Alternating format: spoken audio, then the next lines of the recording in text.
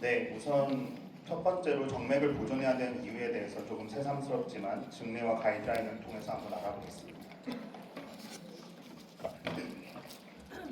저널에 나와 있는 증례를 가지고 왔습니다. 63세 남자 환자와 DMCKD 환자였고 우측발 궤양과 오스테오마이얼라이티스를 진단받아서 세프트리압손 6주 투약을 위해 PRCC를 삽입을 했습니다.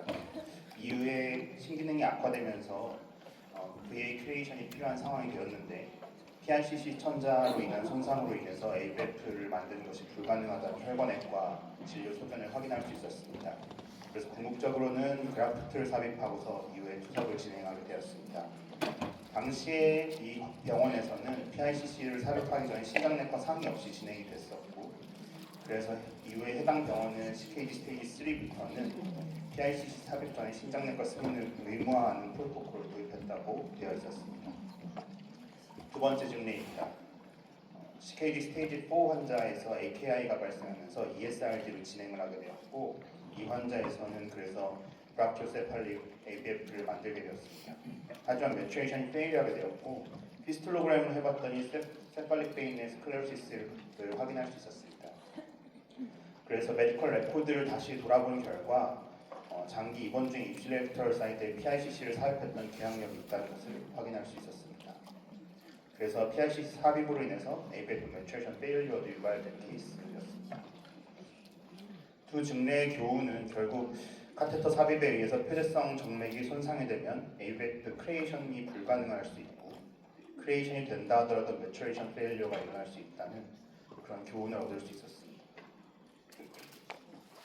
저희가 일반적으로 투석 혈관의 종류는 AV 피스툴라, 그라프트, 그리고 중심 정맥관을 이용하는 방법 세 가지가 있는데 실제로 이전의 피스툴라 퍼스트 스트래티지는 어느 정도 요즘에는 잘 나오지 않는 것 같고 지금은 이제 페이션 퍼스트, 다시 말해서 환자의 각 상황에 맞춰서 라이트 타이밍에 라이트 액세스를 선택하자라는 식으로 가이드라인이 많이 바뀌어 있긴 하지만 피스툴라 자체가 감염률이 낮고 일단 머추레이션이 되고 나면 장기 개통률이 우수하기 때문에 아무래도 현행 가이드라인에서도 이래저래 큰 문제가 없고 환자 상태가 허락한다면 ABF를 고려하도록 알고리즘은 여전히 이야기하고 있습니다. 그런데 이런 ABF 생성과 성숙의 실패 및 실패의 위험 인자들을 몇 가지 확인해 보려고 하는데요. 환자 자체가 심기능이 문제가 있거나 아니면 고령이거나 당뇨, 말초혈관 질환이 있거나 비만이거나 관상동맥 질환이 있는 이런 경우뿐만 아니라 혈관 자체가 석회화되거나 동맥경화로 인해서 인플로 부전이 이미 있거나 정맥 유출로가 이미 문제가 있거나 이런 것들이 특히나 PICC라든지 미들라인이라든지 반복적인 체열이라든지 혹은 트랜스 라디얼 카테트라이제이션에 의해서 동맥이 손상된다든지 이런 의인성 요인으로 일어나는 경우가 ABF 생성과 성숙의 실패의 위험 인자로 알려져 있습니다. 이 사이에 있는 심기능이나 환자 요인은 저희가 어떻게 할 방법이 없는 부분이지만 혈관 요인이나 의인성 요인 같이 피할 수 있는 부분은 피하자는 것이 결국은 오늘의 주제이자 전부라고 할 수 있겠습니다. 기본적으로 ABF를 위해서 보존해야 될 혈관 중에서 정맥 같은 경우에는 세팔릭 베인이나 바실릭 베인이 당연히 중요하겠습니다. 왜냐하면 세팔릭 베인 같은 경우는 라디오세팔릭이라든지 브라키오세팔릭 ABF의 아웃플로우 베인으로서 중요하고 바실릭 베인 같은 경우는 역시 중요한 아웃플로우 베인이라고 할 수 있는데 PICC 삽입 시에 손상 위험이 특히 있기 때문에 이 두 정맥이 손상되지 않도록 해야 되고 당연히 이 두 정맥이 손상되면 ABF에 대한 선택지가 굉장히 좁아지게 됩니다. 실제로 최신의 가이드라인에서 ESKD 라이프 플랜이라고 해서 환자에게 있어서 액세스 니드에 대해서 4가지 계획을 세우도록 되어 있는데 그 중에 첫 번째가 일단 혈관을 보존하자 베셀 프리저베이션 플랜을 첫 번째 단계로 가이드라인에서 제시하고 있습니다. 그래서 정맥을 지켜야 되는 원인 이유에 대해서는 충분히 설명이 된 것 같고요. 그러면 어떤 시술들이 미래의 투석 혈관을 위협하는지 말씀드리겠습니다. 좀 지루한 내용일 수 있지만 사실 이제 간단히 정맥 손상 기전에 대해서 설명을 드리자면 기본적으로 메커니컬 인저리에 의해서 엔도셀리얼 셀에 데미지가 생기고 이로 인해서 스럼버스도 유발될 수 있겠습니다. 플레이트릿이나 스럼빈이 활성화되는 부분도 있겠고, 이를 통해서 단시간 카테터를 유치했음에도 불구하고 그로 인한 스럼버스가 오토프시 파인딩에서 확인되었다는 예전 논문 결과도 있습니다. 이와 함께 시어 스트레스라든지 카테터 자체가 살짝 움직이면서 반복되는 어떤 인절이라든지 이런 걸로 인해서 인플라메이션이나 옥시데이티브 스트레스가 생기고, 이것이 결국 네오인티멀 하이퍼플라시아를 일으키면서 궁극적으로는 파이브로시스나 스테노시스로 가는 것이 카테터나 정맥 천자에 의한 공통적인 정맥 손상 기전이라고 할 수 있겠습니다. 게다가 CKD 환자들은 유레미아가 있기 때문에 기본적으로 엔도셀리얼 펑션 자체가 정상인과 떨어져 있어서 이런 정맥 손상 기전이 더욱 유효할 것으로 생각됩니다. 이런 정맥 손상의 주범들은 반복적으로 체열을 한다든지 말초의 아이브를 잡는다든지 PICC 라인을 잡는다든지 서브클라비안 같은 C라인을 잡는다든지 아니면 기타 트랜스 라디얼 카테터라이제이션이나 미드라인 등등도 정맥 손상을 일으킬 수 있는 주요한 시술들이 되겠습니다. 반복적인 체열과 말초의 아이브는 너무나 잘 아시다시피 반복적인 천자를 위해서 염증이 생기고 말씀드린 내막 비우와 섬유화가 생기면서 혈관이 궁극적으로 협착되거나 폐색되게 되면은 당연히 피스툴라를 만들기는 어려워지게 되어 있습니다. 그리고 천자뿐만 아니라 같은 부위에 반복되는 천자를 하게 되면은 특히나 더 위험할 수 있겠고, IV 카테터를 장기 유치하는 경우에도 유치된 카테터가 움직이면서 계속해서 인절을 주기 때문에 비슷한 기전으로 혈관을 손상시킬 수 있겠습니다. 그래서 결국은 양쪽 모두에서 이제 손등 정맥을 제일 권고를 드리고, 팔 쪽에서는 도미넌트 암을 권고를 합니다. 다만 도미넌트 암도 이제 중요한 백업이기 때문에 손등 외의 부위에서는 이쪽도 조심하는 것이 좋습니다. 이거 외에 세팔릭이나 바실릭은 당연히 사용을 금지하고 주의해야 되는 부분이라고 할 수 있습니다. PICC 라인은 모두 아시다시피 이렇게 안티큐비탈 포사 쪽에서부터 삽입을 해서 이렇게 SVC 쪽까지 거치하는 센트럴 카테터라고 잘 알고 계실 텐데, 실제로 장기적으로 항생제를 써야 된다든지 항암을 해야 된다든지 TPM을 줘야 된다든지 체열을 자주 해야 된다든지 할 때 저희가 좀 용이하게 생각하고 쉽게 생각하고 거치하게 되는 그런 대표적인 라인입니다. 삽입이 용이한 곳도 외래에서 관리가 가능하고 환자도 편리하고 이런 부분들이 있어서 미국에서는 상당히 많이 삽입을 하고 있다고 되어 있는데, 아무래도 세팔릭 베인이나 바실릭 베인의 내막 손상을 일으킬 수가 있고, 당연히 이제 카테터 주위의 혈전도 일으킬 수 있고, 이런 걸로 인해서 말초 정맥 자체에 손상을 일으키기 때문에 AVF 생성 시 당연히 문제를 일으킬 수가 있고, 이것이 또 중심 정맥으로 가서 서클라비안이나 이런 쪽의 내막을 손상시킬 수가 있고 센트럴 베인 스테노시스도 일으킬 수 있습니다.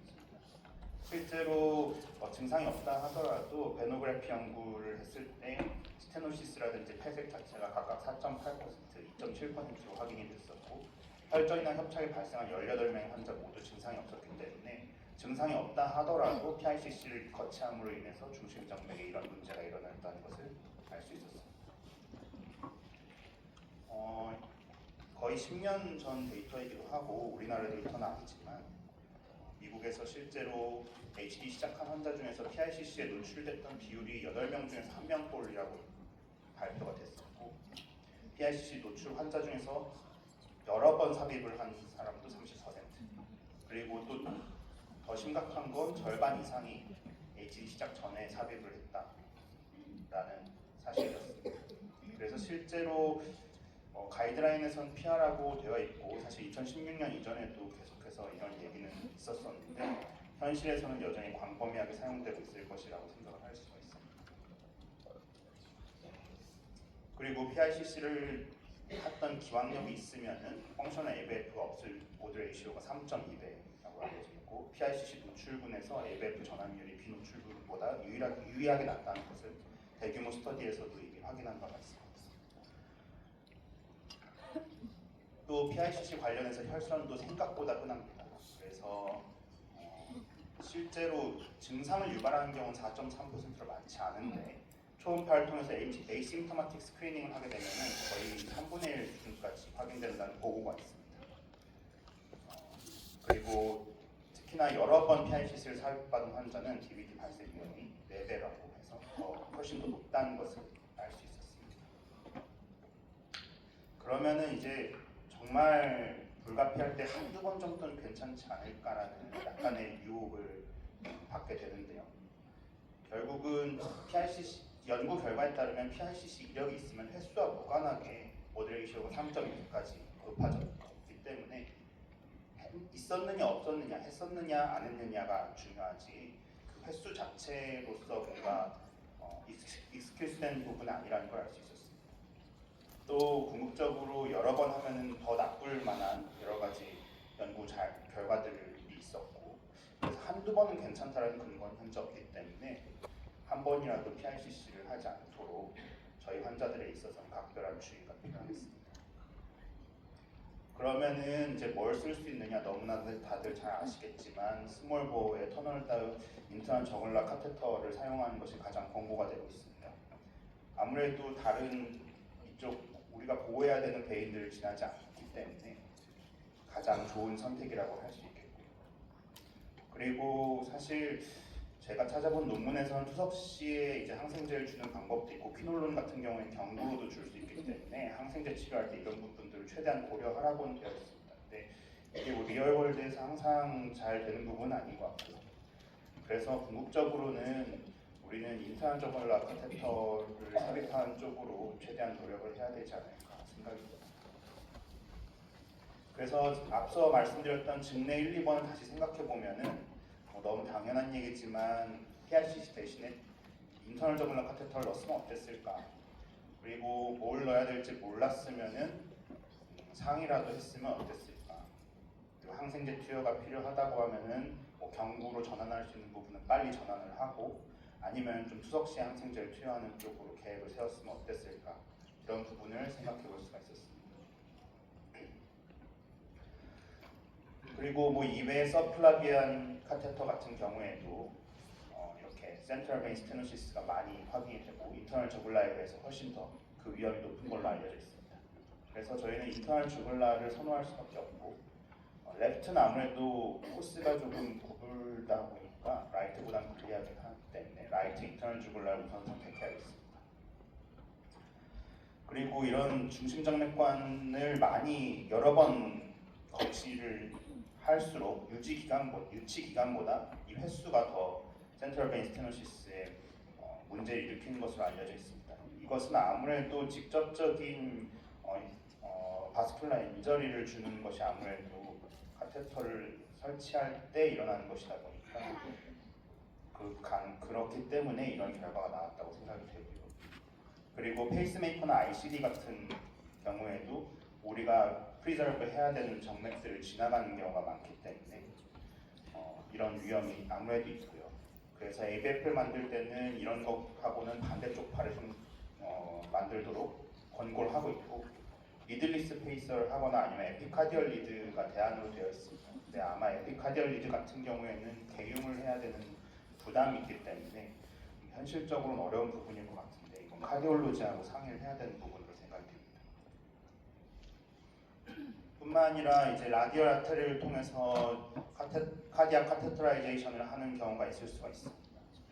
이런 경우는 이제 비록 아테리 얘기이긴 하지만 어쨌든 저희 환자들은 최대한 피해야 되는 부분이 있겠고 혹시라도 정말 해야만 한다고 하면은 가장 작은 사이즈의 시스를 사용하고 하이드로필릭 시스를 사용해서 최대한 레나 아테리 오클루션을 피할 수 있도록 하고 되도록이면 페모럴 어프로치를 하도록 권고를 하는 게 맞습니다.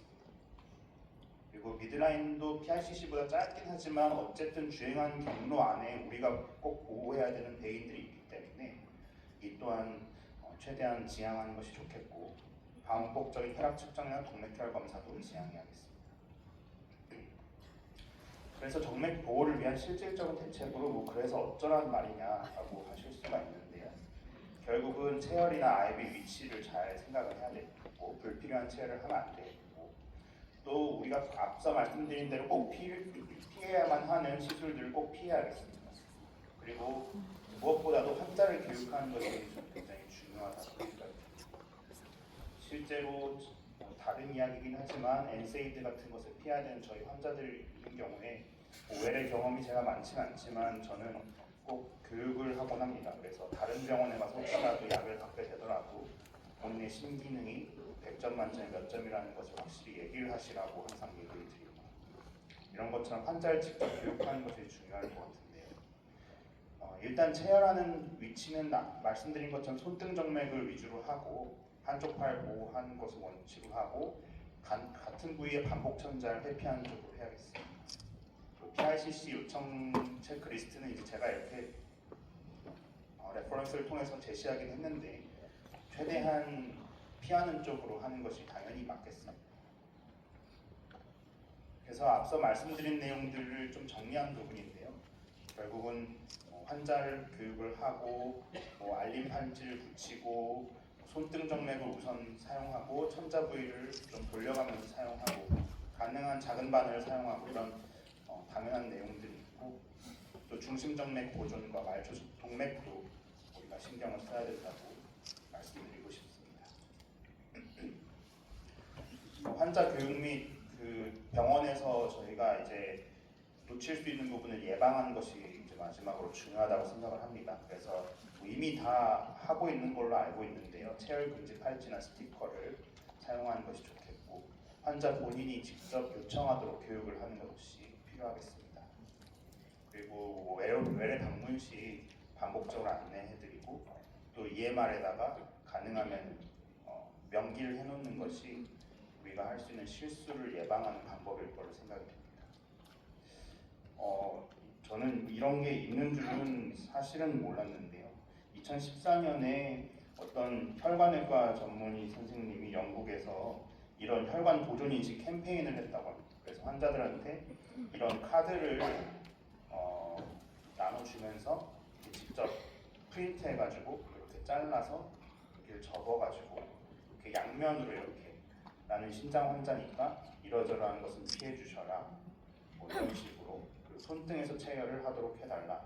이런 식으로 이제 본인이 스스로 이제 설명을 하기가 어려울 때를 대비해가지고 이런 카드를 가지고 다니도록 캠페인을 했었다고 합니다. 그래서 이 캠페인을 하고 나서 3개월 정도 지났을 때 이런 혈관 보존에 대한 인식이 환자와 의료진에서 모두 90% 이상으로 달성됐다는 보고가 있었습니다.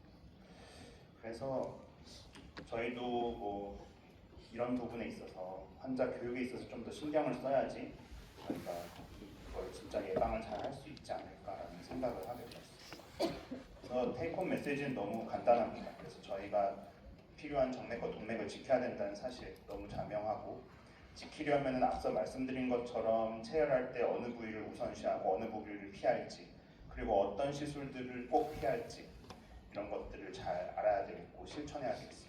그리고 이거에 대해서 당연히 의료진이 알아야 될 테고 무엇보다도 환자가 또 얼렁하게 알 수 있도록 교육을 해야 될 거고 마지막으로는 병원 단위로 이런 베셀 프리저베이션 프로토콜 수립해서 EMR에 표시를 한다든지 아니면 저희가 이미 하고 있는 팔찌를 잘 쓴다든지 이런 식의 조치도 당연히 필요하겠습니다. 네, 경청해 주셔서 감사합니다.